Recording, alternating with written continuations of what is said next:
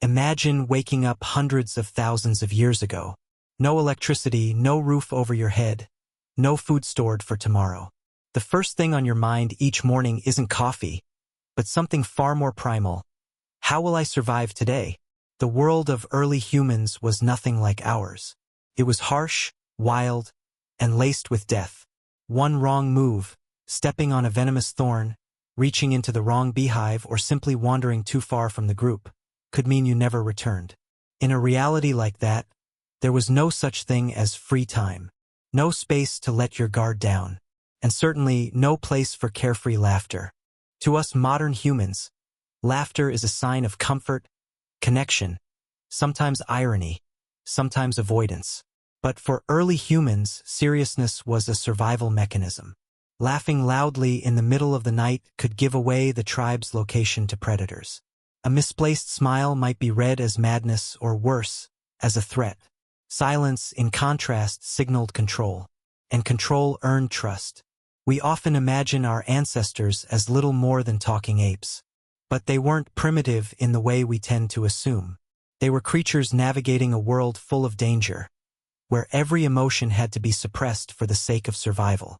And laughter, the very sound we now use to bridge distance, was once a fatal signal misfiring in the wrong context. It's not that early humans didn't feel emotion. Quite the opposite. They feared, they hurt, they bonded, perhaps even loved. But they couldn't express those emotions the way we do now. Every sound, every twitch of a mouth, every breath out of place could carry consequences that were literally deadly. Picture yourself in a small tribe, huddled inside a cave during the hunting season. Outside, saber-toothed cats roam the dark. Each night is an equation in survival. In that context, you can't afford to laugh at a joke. You can't burst out laughing just because something surprises you. Any strange sound might expose the group. And it wasn't just animals that posed a threat. Other humans did too. Rival tribes could raid, steal food, or kill. In a world with no formal language, no written law, seriousness and silence were tools of authority. A calm gaze, a quiet presence. They conveyed maturity, strength, and trustworthiness far better than words ever could. Anthropologists believe that silence in early human societies operated as a kind of proto-language. Eyes, posture, breath. These weren't just expressions. They were signals. A laugh at the wrong time, aimed at the wrong person, could destroy trust, insult the group, or be taken as a sign of mental instability. So laughter wasn't just unnecessary, it was dangerous. And slowly, humans learned to suppress moments of joy, to stay in a state of constant alertness. Like wolves, always poised, never relaxed, never exposing vulnerability. Over time, humans didn't just learn to survive nature, they adapted psychologically. Silence and vigilance weren't just conscious strategies anymore. They became reflexes, not simply shaped by the environment, but encoded in the brain through hundreds of generations. Even today, when you walk into an unfamiliar room, most of us instinctively go quiet, observe, assess. Only once we feel safe does laughter begin to emerge. That's not coincidence. It's the product of thousands of years of emotional evolution. And the ancient humans were where it all began. They lived under a system where every emotion had to pass through an uncompromising survival filter. Only feelings that served a functional purpose, fear to flee, anger to fight, calm to wait, were allowed to be expressed. And laughter? It was useless, risky, and ultimately expendable. Some researchers even hypothesized that early human seriousness wasn't just situational, it was neurological. The parts of the brain responsible for self-awareness, social nuance, and emotional complexity hadn't fully developed. They lived more by reflex than reflection. And in that way, lightness, the precursor to laughter, rarely had the chance to emerge. And so, we arrive at a world, cold, tense, and humorless. A place where silence meant safety. Where our ancestors, rather than laughing, survived through furrowed brows and tightly sealed lips. Not just to protect themselves, but to keep the species moving forward. To understand why humans laugh, we need to rewind, not to language but to something even more primal. The scream. In the natural world, sound is the first language. A snake hisses, a lion roars, a chimpanzee shrieks. Not to amuse, but to signal danger, to threaten, to call, to connect. These sounds are raw survival tools. And early humans were no different. Before words, we had noise.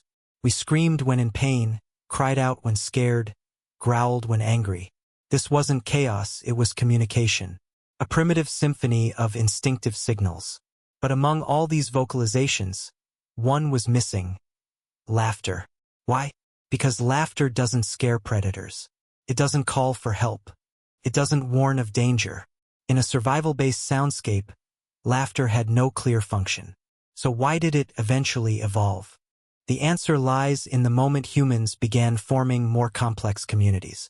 When our ancestors stopped living only in small bands and began sharing space, food, and responsibilities, something shifted. Connection became essential, and laughter, soft, harmless, contagious, emerged as a new signal. I'm not a threat. Some neuroscientists believe laughter is a softened version of the scream. A sound re-engineered by the brain not for survival in nature, but for survival in society.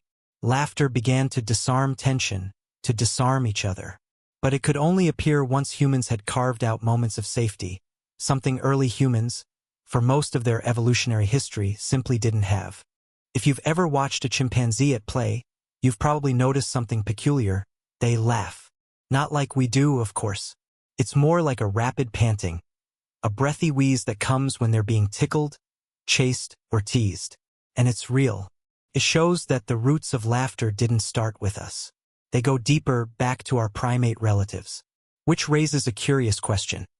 If our closest evolutionary cousins already expressed this proto-laughter, why did humans seem to lose it during their early development? Shouldn't laughter have been present from the beginning, gradually evolving alongside us? The answer may lie in a disruption, an evolutionary rupture. As humans left the safety of forests and entered more extreme environments like open plains, deserts, and freezing highlands, the luxury of play disappeared. Unlike chimps, who stayed in relatively stable habitats, our ancestors were thrust into relentless hardship. Seriousness wasn't just wise, it was mandatory. That period, those millennia of danger and exposure, acted like an emotional blackout. Instincts took over, and any trace of relaxed, playful expression was buried under layers of vigilance. Laughter, if it ever existed, was muffled into silence. Only later, as human societies carved out new safe zones, where people lived closely, shared food, built shelters, and gathered around fire, did laughter start to return. But it was no longer the reflex of apes. It had evolved into something with intention. A message, a signal, a handshake of the soul. I'm happy. I accept you. I come in peace. What's remarkable is that laughter isn't quite like crying. It's not fully automatic. It's a learned response, something that needs the right conditions to blossom. And early humans, for tens of thousands of years, lived in a world where those conditions simply didn't exist. As human tribes slowly stabilized, when food could be stored, and the threat of predators no longer loomed over every night, laughter finally had room to return. This was the dawn of symbolic behavior. People began to paint on cave walls, where carved stones as jewelry hold burial rituals. These weren't just practical acts, they were emotional expansions. Signs that the human mind was no longer ruled only by instinct, but beginning to explore inner life. And in that opening, laughter evolved. It wasn't just a spontaneous burst anymore. It became a kind of unspoken language. A smile or a laugh didn't need translation. It said, "I mean no harm." It signaled welcome, acceptance, connection. Long before structured language matured, laughter carried emotional meaning that was universally understood. Modern neuroscience supports this. When we laugh, our brain releases a complex cocktail. Cortisol drops, our stress hormone, oxytocin rises, our bonding hormone, and our brain's trust circuits light up. Laughter doesn't just feel good, it builds social bridges. It's a biological tool for collective strength.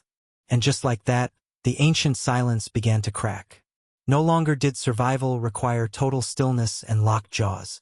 Now, humans could laugh while sharing dried fish, laugh when a child was born, laugh around the first fire that burned through the night. These weren't just happy moments. They were emotional turning points, pivotal steps in human development. Laughter was no longer a luxury. It was the earliest sign of civilization itself. But it had taken tens of thousands of years of bone-deep silence for humans to earn the right to laugh. Which is why that very first laugh in human history may have been one of the most profound sounds ever made. Once humans began living in organized communities, their needs extended far beyond shelter or food. What they required next was trust. And trust couldn't be forged through spears, wary glances, or tense silence. It needed something gentler, something disarming. That's when laughter took the stage. Laughter became a potent social signal, a flash of sound and expression that could, in a single moment, melt away suspicions that had lingered for tens of thousands of years. When you smile at someone, you send a quiet message. I don't mean harm. I'm one of you. I want to belong. And ancient humans didn't learn that in a classroom. They learned it through the trial and error of evolution. Those who could laugh, who could create comfort in others, tended to be protected, welcomed, and kept within the group. Meanwhile, those who remained closed off, overly cautious, or emotionally rigid were often pushed to the edges. Laughter wasn't just joy, it was a new kind of survival tool. And that marked a turning point, from surviving with brute strength to surviving through social intelligence.